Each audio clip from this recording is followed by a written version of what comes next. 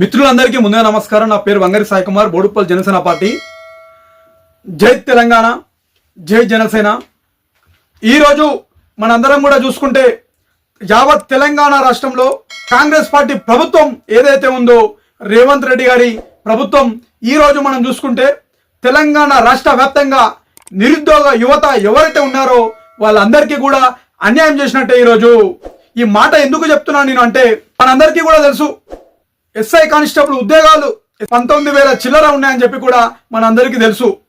అదే ఒకసారేమో ముఖ్యమంత్రి గారు 10,000 ఉన్నాయంటాడు, ఉప ముఖ్యమంత్రి గారు 14,000 ఉన్నాయంటాడు, డీజీపీ గారు 19,000 ఉన్నాయంటారు.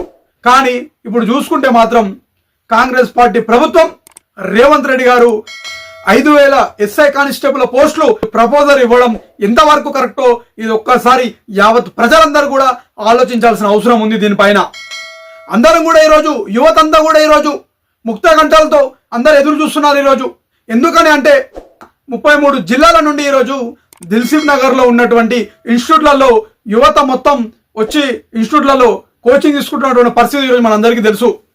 వాళ్ళ తల్లిదండ్రులు పుస్తమెట్టలు అమ్మి పొలము తాకట్టు పెట్టి ఈరోజు ఇన్స్టిట్యూట్లలో ఫీజులు కట్టినటువంటి పరిస్థితి మనందరం కూడా చూస్తున్నాం. ఫీజులు కట్టలేక పిల్లలు చదివి పిల్లలు ఈరోజు అనారోగ్యానికి గురైనటువంటి పరిస్థితి ఈరోజు ఏర్పడ్డది. కానీ నోటిఫికేషన్ కూడా ఎక్కడ వేసినటువంటి దాఖలా కనిపించడం లేని పరిస్థితి ఈరోజు తెలంగాణ రాష్ట్రంలో.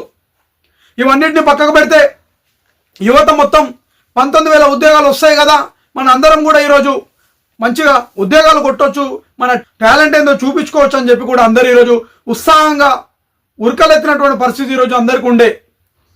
కానీ కాంగ్రెస్ పార్టీ ప్రభుత్వం 5,000 ఇస్తానని చెప్పి చెప్పడం, ఇలా ప్రపోజల్ పెట్టడం, ఇది ప్రభుత్వం ఒక మొండి వైఖరి అని చెప్పి కూడా ఈరోజు తెలంగాణ ప్రజలు మరియు అందరూ కూడా దీన్ని గమనిస్తున్నారు. ఈరోజు అందరం కూడా చూసుకుంటే దిల్సుఖ్ నగర్ లో ఉన్నటువంటి నిరుద్యోగ యువత ఎవరైతే ఉన్నారో, ఇన్స్టిట్యూట్లలో ప్రిపేర్ అవుతున్నటువంటి యువత గత 20 రోజుల నుండి రోడ్లపైకి ఎక్కి ధర్నాలు చేస్తూ ప్రతి ఒక్క ఆఫీసుల చుట్టూ తిరిగి, ప్రతి ఒక్క ఎమ్మెల్యే చుట్టూ తిరిగి ఈరోజు రోడ్ల పైన కూర్చొని పరిస్థితి ఈరోజు మనందరం కూడా చూసినాం.